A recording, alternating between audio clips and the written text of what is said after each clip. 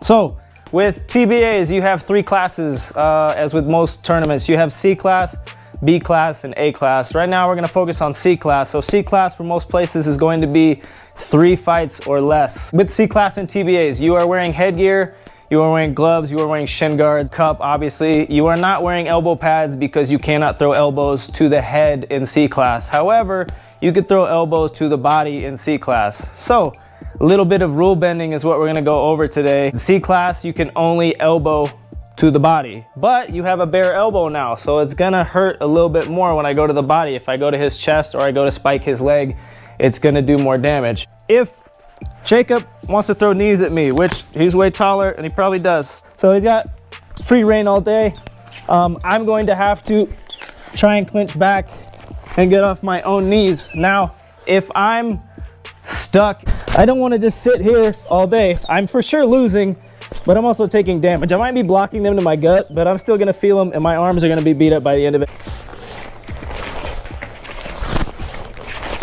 Okay, I'm blocking his hips. He can't knee without his hips if he's throwing a proper knee, but either way. Hey, when I knee, I wanna send my hips through him. I'm not just doing hip flexion. I wanna do hip flexion and then extension. What I'm doing is I'm putting the heel of my palm on his iliac crest, both sides, because I know he can't elbow right now. If he's got full plumb, I know he's not punching. He also can't elbow. So I'm blocking his hips with the heel of my palm. So it doesn't matter that he's longer than me. He can't get off his knees because I'm blocking with my arms. Now my arms are locked and straight because it kind of makes them freeze up, especially if they're new. So if you're in C class, he's not expecting that. It's not a normal thing for people to block knees like that. What's going to happen is that he's going to try and throw 2, 3, 4 knees. I'm going to block all of them and he's going to say, what the fuck? Eventually, they smarten up and they start punching. He'll figure it out and let go of one hand and start punching me. Okay, remember, because he doesn't have elbows. So when I do that in sparring or an actual fight, go ahead. He gets a clinch, I start blocking. I only do it for like 2 and then I get back into clinching with. That's only going to work for a certain amount of time. For me, it's 2 to 3 knees. Then I clinch again or I start boxing with him. Now, if they had elbows and they're more experienced in B class or A class, boom, okay? So he doesn't even really have to let go. He just did an up elbow on me. Side note, for C class, that would work because he's elbowing my body. He's not elbowing my face. One clinch scenario that I like to do when it's modified Muay Thai, and I don't know if I explained this earlier, but modified Muay Thai is in most sanctioning bodies Muay Thai, but without elbows. At least in TBAs, they let you elbow to the body, but in a lot of other tournaments or individual fight nights or organizations, no elbows, period. Illinois, for instance, you can do Muay Thai, but it's only modified. There's no elbows, at least the last time I checked when I was living out in the Midwest. So no elbows whatsoever. That basically means we're kickboxing with some clinch and some sweeps, but no elbows at all. That's also gonna be a PKB rule. So you're doing Muay Thai, punches, kicks, knees, clinch, but no elbows whatsoever. So a great position that I like to use when doing modified rules Muay Thai is, say we both have a neutral clinch right now. My hand's on his neck, he's got his hand on my neck.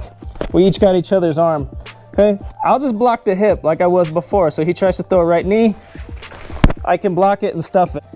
I live here, one on the neck, one on the hip. I can block him. I'm using the rules to my advantage. Now I can still box from here. I can get my uppercut there.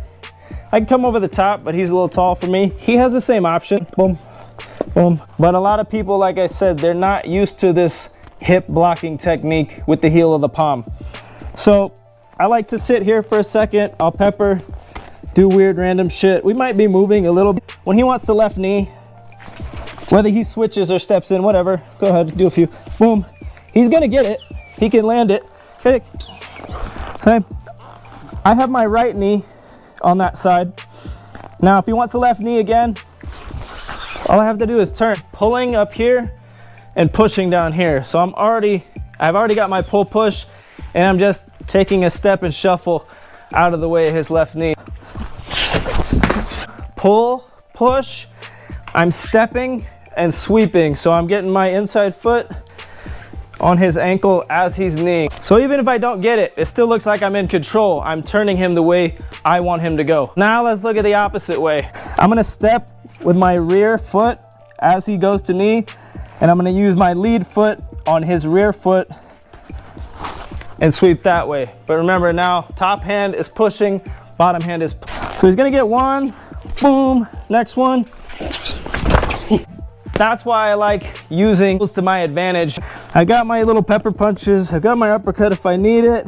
If I don't like what I'm seeing here, I can always extend and push, go back to punching over the top. But again, I like it for the ability to control. So if he's trying to right knee, he's for sure not gonna get it. I'm blocking it every time. Even if he does kind of get through, I get spike every time. Pinhead right now.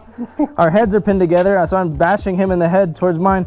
But remember, you're gonna have headgear on in TBAs, C class for sure. I can always just sit here, go ahead, try and right knee. The other one I like to use is for the lead leg. You can do a lot from there, even though you don't have elbows. So just use the rules to your advantage. All right, so that's why I always say, know what rules you're fighting at.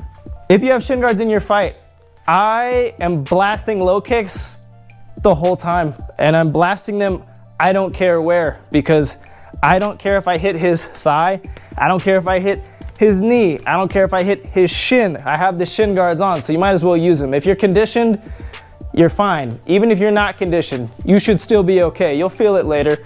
But if I have shin guards on, I'm blasting the fuck out of his leg every fucking time, and I'm going for the shin because I want to be a dick. Either sweep him when I kick or just cause massive contusions on tibialis anterior, so the muscles on the outside of this shin. Okay, I don't really give a shit about calf kick. I'm going for tibialis anterior right in front, which is going to make it hard for him to lift his toes and lift his foot. On his foot and playing the little tap game, I'll probably get a sweep. If he is super heavy on it, then I know I'm going to land it, not going to be able to check. And if he starts checking every time,